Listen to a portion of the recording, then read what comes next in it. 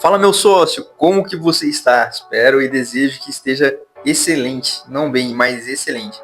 Hoje a gente vai se aprofundar um pouco mais em alguns setores dentro da renda fixa. E alguns desses títulos são Tesouro IPCA, Tesouro Pré-fixado e a sopa de letrinha ali dos bancários, CDBs, LCs, LCIs, LCAs. Vou explicar e destrinchar aqui simplificadamente o que cada um desses quer dizer e quando escolher um ou escolher outro, por exemplo. Fique comigo até o final. Tesouro IPCA+. Ele quer dizer que o IPCA ele já é atrelado ali a um cálculo da inflação real naquele mês. Quando a gente fala então de um IPCA+, esse mais na frente simboliza, digamos, 6%, 7%, 4%. Quer dizer que, em tese, esse título está vencendo ali a inflação com o IPCA. Ele já equipara ali ao percentual que a inflação está batendo aquele mês e mais aquele percentual prometido durante o ano. Então, digamos que é um IPCA mais 6. Quer dizer que ele está batendo com o IPCA na inflação do mês e mais 6% durante o ano. Então quer dizer que, em tese, 6% você está ganhando aqui de juros real. Então pensando nesse título num prazo um pouco mais longo, ele é interessante porque a inflação a gente sabe que ela oscila. Então principalmente nos tempos mais longos, onde a gente está tendo uma curva de juros descendente ali, onde a inflação está caindo, ele vai permanecer aquele a mais da inflação rendendo para a gente por mais tempo. Já o tesouro pré-fixado, como o próprio nome diz, ele é pré-fixado antes de você até mesmo assinar o contrato. Então, ele tem uma rentabilidade fixa, um valor fixo, que você sabe que chegando lá no final, é exatamente isso que você vai receber. Vamos dar um exemplo de um que esteja em 11%. Por mais que a inflação suba, a inflação desça, a rentabilidade dele é de 11% ao ano. Então, aqui vale uma observação, assim como eu fiz também na última aula, que é com ele que tem a pegadinha da marcação a mercado. Então a gente pode tanto perder, como até mesmo antecipar alguns ganhos com ele. Ele normalmente a gente escolhe com um prazo médio para longo ali. Então vamos falar de 2, 3 anos para frente. Por quê? O ideal dele é a gente escolher quando exatamente no momento que nós estamos vivendo, por exemplo, onde nós estamos vivendo com juros altos. Quando a gente pega esse pré-fixado em juros altos, digamos, hoje a Selic está em 15%, ela se manteve, né? E digamos que a gente tem um pré-fixado ali de 11, 12% ao ano. Hoje está abaixo da Selic. Porém, a gente sabe que a economia é cíclica. Então, mais dias, menos dias, a tendência da Selic é reduzir. A Selic reduzindo e ele se mantendo lá em cima, uma rentabilidade de 11, 12% ao ano, pode ser que a gente chegue no momento onde a Selic está batendo 5, 6, 4% ao ano, rendendo quase nada ali. Só que a inflação vai estar baixa. Então o ganho real dele está muito bom. Com isso, o preço desse título dispara. E nessa que o preço desse título dispara, a gente consegue antever, então antecipa ali a rentabilidade futura. Uma marcação a mercado boa. Porém, a gente tem o risco de fazer o inverso também. Que é, a gente está durante um período aqui de juros altos, eu compro a juros mais baixos aqui, e talvez sobe um pouco mais ou mantenha esses juros mais elevados durante mais tempo. E o preço desse título se mantém ou até mesmo cai. Se isso acontece e durante esse período você precisa vender o seu título, talvez você até consiga, mas a chance de você perder grana com isso é muito alta. Então, um resumo e uma comparação entre títulos. Vamos falar do IPCA+.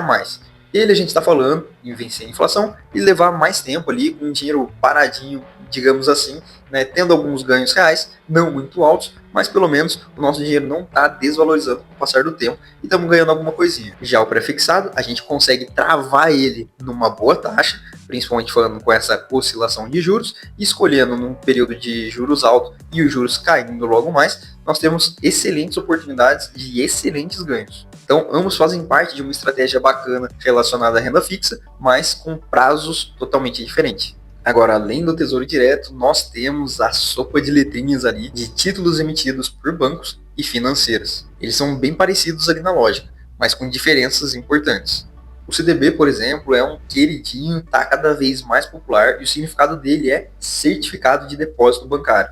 E ele nada mais é do que a gente está emprestando dinheiro para o banco, então fazendo um papel de banco, emprestando dinheiro o contrário ali para o banco, lógico que com juros muito menores do que a gente paga normalmente para banco. A gente empresta o dinheiro para o banco e o banco vai pagar juros para a gente durante esse período do dinheiro emprestado. E o CDB, vale ressaltar que ele tem diferentes tipos ali de liquidez, que é a questão do resgate. Então tem que ficar atento com isso. Agora, partindo para uma LCI, por exemplo, que é uma letra de câmbio, é bem próxima de um CDB, mas normalmente já tende a ter um resgate mais para frente. Tá? Então tem que tomar cuidado, não é indicado pensando numa reserva de emergência, por exemplo. A diferença básica ali entre um e outro, além com relação ao resgate, é que a letra de câmbio ela quer dizer que você está emprestando dinheiro para uma financeira, por exemplo. Alguns exemplos, como o Cicobi, Sicredi, são, digamos que, cooperativas financeiras que também mexem com esse tipo de título. O LCI, aí muda um tanto, é onde você estaria entrando direto no setor imobiliário, por exemplo,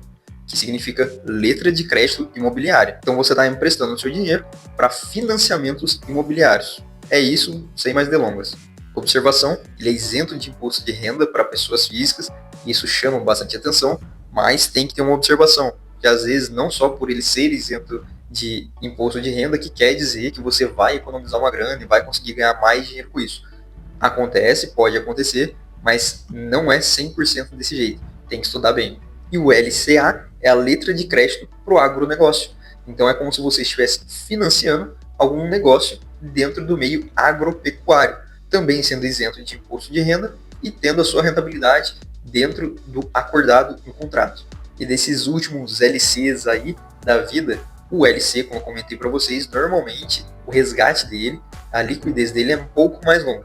Já o LCI e o LCA, a gente consegue achar alguns com uma liquidez mais antecipada. Então, talvez, tem que estudar bem, mas talvez alguns deles também sirvam, também seja interessante ali para uma reserva de emergência.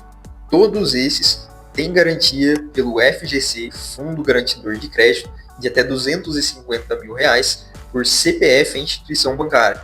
Então, caso você vá investir mais do que isso em alguns desses ativos, o ideal é a gente fracionar em ativos de lugares diferentes. Resumindo essa sopa de letrinha, CDBs, ideal por liquidez diárias que a gente consegue, às vezes até instantâneas, e alguns deles a gente consegue até vencer mesmo a Selic com rentabilidade. LC, bom quando a gente encontra taxas atrativas, mas sabendo já que a gente vai pensar até em médio prazo ali com ela.